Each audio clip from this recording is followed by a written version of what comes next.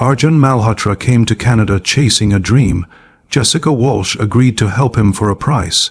But when their fake marriage unraveled, it didn't just risk deportation, it ended in murder.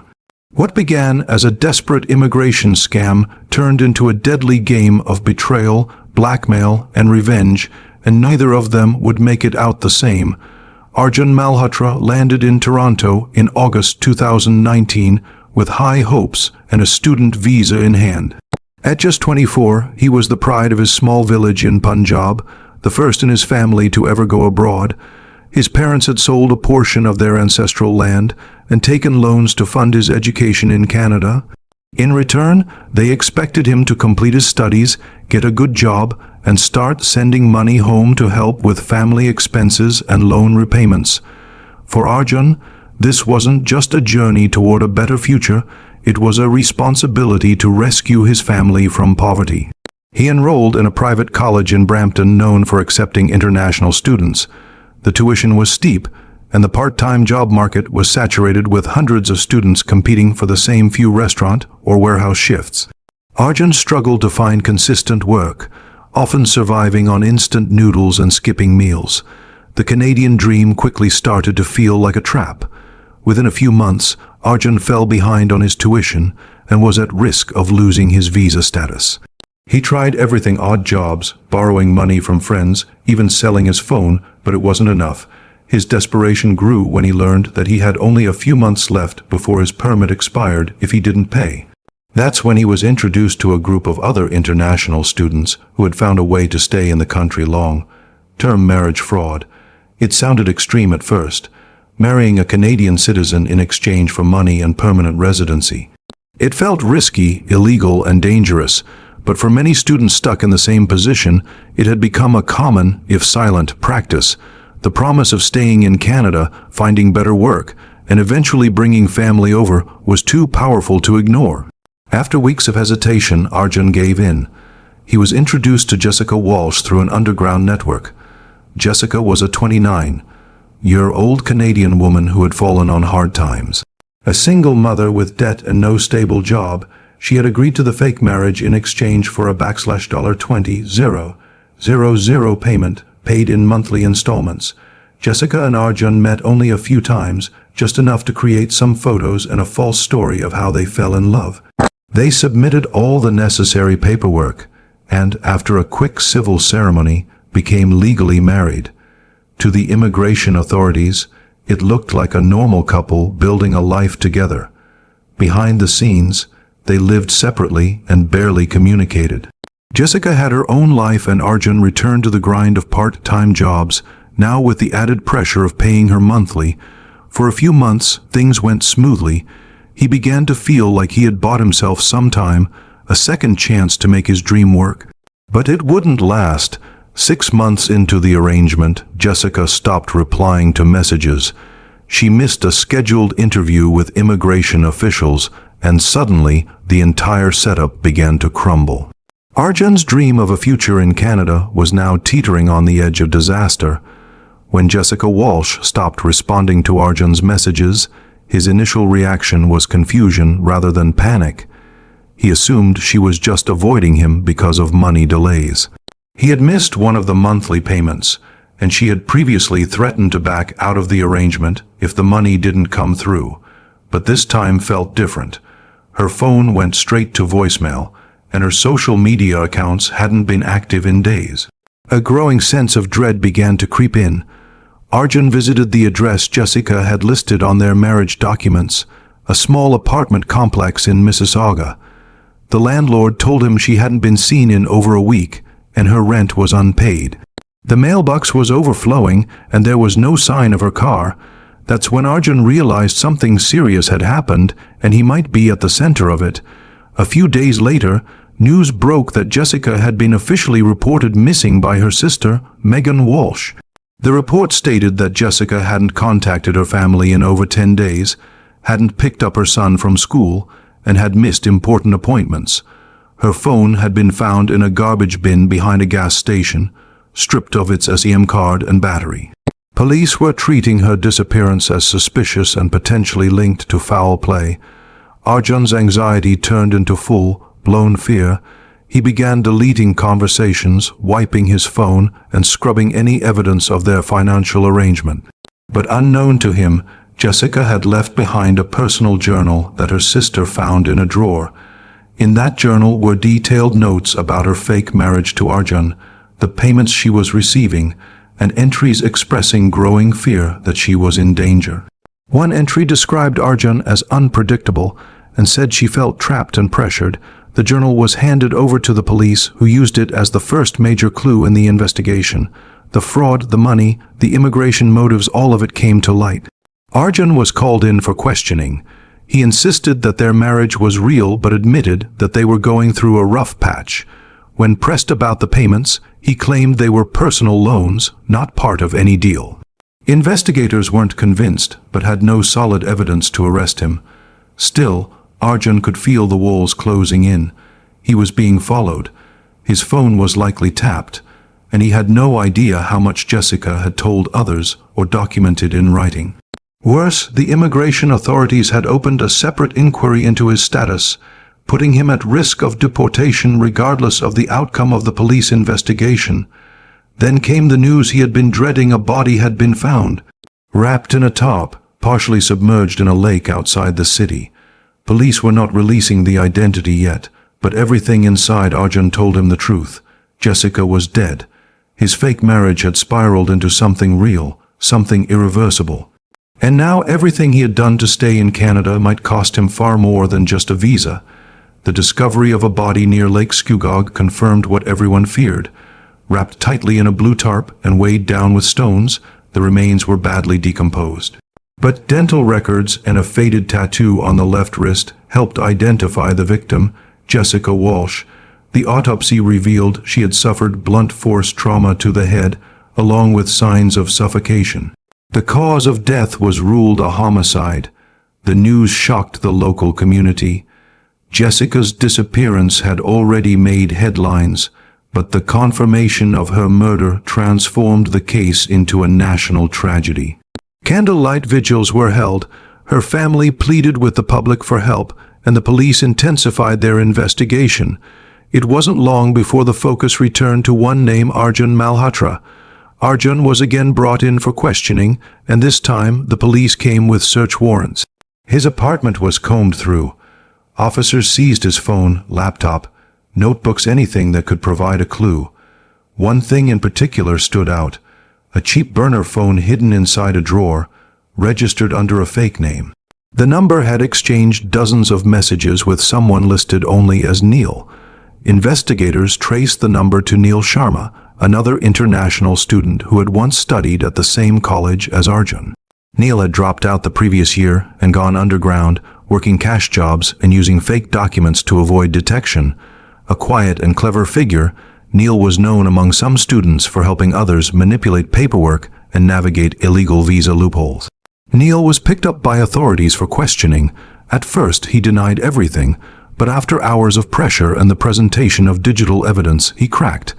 Neil admitted to helping Arjun manage the situation with Jessica, but claimed he wasn't involved in the murder. According to his version, Jessica had begun demanding more money and threatened to expose their fraudulent marriage to immigration officials. Arjun, feeling desperate and cornered, allegedly turned to Neil for help. Neil told investigators that one night, Arjun called him in a panic, saying something had gone wrong and he needed help cleaning it up. Neil claimed he arrived at an abandoned lot where Jessica's body was already wrapped in the tarp. He helped load it into a car and later dumped it in the lake with Arjun's help. Neil insisted he never touched her, never struck her, and was only involved in disposing of the body because Arjun begged him to. The story painted Arjun as the sole aggressor and Neil as an unwilling accomplice, but investigators weren't satisfied. Forensics revealed fingerprints on the tarp and DNA evidence that placed Neil at the scene far earlier than he admitted. Suspicion grew that Neil's role was deeper, possibly even central to the crime. Arjun's messages, recovered from the burner phone, showed fear and confusion, but no clear admission of murder. Neil's tone, however, was calm, calculated, and at times commanding. With both men in custody, authorities began digging deeper into their relationship. What they uncovered would soon shift the direction of the entire investigation and reveal a far more disturbing truth. As investigators delved into Neil Sharma's background, a chilling pattern began to emerge. Unlike Arjun, whose desperation was driven by family pressure and financial stress, Neil operated with calculated precision. He had a history of exploiting systems, forging documents, faking enrollment letters, and selling fake work permits to struggling international students. He wasn't just a dropout avoiding deportation. He was running a quiet business in the shadows, profiting from the vulnerability of others. Digital forensics experts recovered deleted data from Neil's old laptop, and what they found stunned the investigation team. Hidden among encrypted folders was a file labeled Plan B. It outlined various methods for resolving complications in fraudulent marriages.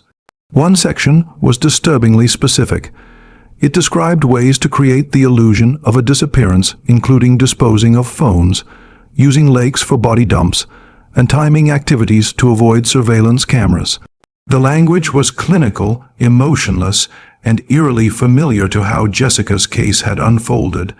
Further analysis uncovered chat logs and voice memos exchanged between Arjun and Neil, revealing how deeply Neil had influenced the situation. Weeks before Jessica's disappearance, Neil had been feeding Arjun ideas suggesting she was a threat, that she might betray him to immigration, and that if she exposed the scam, he would not only be deported but arrested. Neil played on Arjun's fears, subtly pushing him toward a corner where violence seemed like the only escape. But it didn't stop there. Investigators discovered that Neil had begun filing his own application for permanent residency using forged documents and assuming a new identity with Arjun's stolen credentials. He had acquired Arjun's old college transcripts, bank statements, and even personal photos. It became clear that Neil intended to vanish under a new identity once Arjun was either arrested or deported. Jessica's murder wasn't a panicked decision. It was a necessary step in Neil's larger scheme. The timeline now looked very different. Jessica had indeed asked for more money, but before she could take any formal steps to report the fraud, Neil took control. Using a fake job offer as bait, he lured Jessica to an industrial area under the pretense of a meeting that would benefit her financially. There, she was struck and suffocated, a method that matched exactly with the ones described in Plan B. Hours later, Arjun was brought in to help clean up, likely believing she had simply been scared into silence or knocked unconscious. Arjun's involvement was undeniable. He had helped cover up a murder, destroyed evidence, and lied to police. But he hadn't planned it. The real mastermind had been Neil all along, orchestrating every move with a calm detachment that now seemed deeply sinister. Prosecutors began reshaping their case, preparing to charge Neil with first-degree murder and conspiracy, while reducing Arjun's charge to accessory after the fact and obstruction. The narrative had changed. What had first appeared as a desperate student's crime of passion was now revealed to be part of a far darker and more calculated plan, one that left a woman dead and 2 lives destroyed, all in pursuit of a dream built on lies. The trial began in the spring of 2022, drawing national media attention from both Canada and India. The courtroom was packed with reporters, legal observers, and members of the public, all eager to witness the outcome of a case that had shocked 2 countries. On one side stood Arjun Malhotra, the international student whose dream had collapsed into tragedy. On the other stood Neil Sharma, the former student turned manipulator, now accused of orchestrating a murder to further his own hidden agenda. Prosecutors presented a damning timeline built on digital evidence, forensic reports, and testimony from cybercrime experts. The recovered Plan B file became a central piece of evidence, exposing Neil's premeditated actions and carefully written instructions for faking a disappearance. They highlighted his deliberate theft of Arjun's identity and the ongoing process of creating a false residency application using forged credentials. Neil, they argued, had turned desperation into opportunity, using fear and manipulation to push Arjun into becoming an accessory to murder. Jessica's family sat in the front row every day. Her sister, Megan Walsh, gave powerful testimony about the emotional toll Jessica had suffered during the sham marriage. Megan read excerpts from Jessica's handwritten journal, where she had documented her increasing fear and the threats she believed were closing in on her. In one entry, Jessica wrote that she feared something bad was coming, and if anything happened, Arjun or his friend Neil would be responsible. Arjun's defense painted him as a frightened, naive young man who had been coerced and cornered by someone far more experienced and ruthless. His lawyer acknowledged that Arjun made terrible choices, but emphasized that he never intended for Jessica to be harmed. In fact, he had been manipulated just like Jessica, drawn into Neil's orbit and overwhelmed by fear of losing everything. In contrast, Neil showed little emotion throughout the trial. His defense argued that the evidence was circumstantial, that the Plan B file was hypothetical, and that there was no direct proof he killed Jessica. But the jury was not convinced. After nearly 4 weeks of testimony and 3 days of deliberation, they delivered their verdicts. Neil Sharma was found guilty of first-degree murder, identity fraud, and conspiracy to commit immigration fraud. He was sentenced to life in prison with no possibility of parole for 25 years. Arjun Malhotra was found guilty of being an accessory after the fact and obstruction of justice. He received a 15-year sentence with the possibility of parole after 8 years. The judgment was met with a mix of relief and sorrow. Justice had been served, but the cost had been devastating. Jessica's young son was placed in permanent custody of her sister, never fully understanding why his mother never came home. Arjun's parents in India were left shattered, their hopes pinned on a son who now sat behind bars in a foreign land. The case prompted widespread discussions about marriage fraud, student exploitation, and the darker realities facing international students chasing dreams abroad.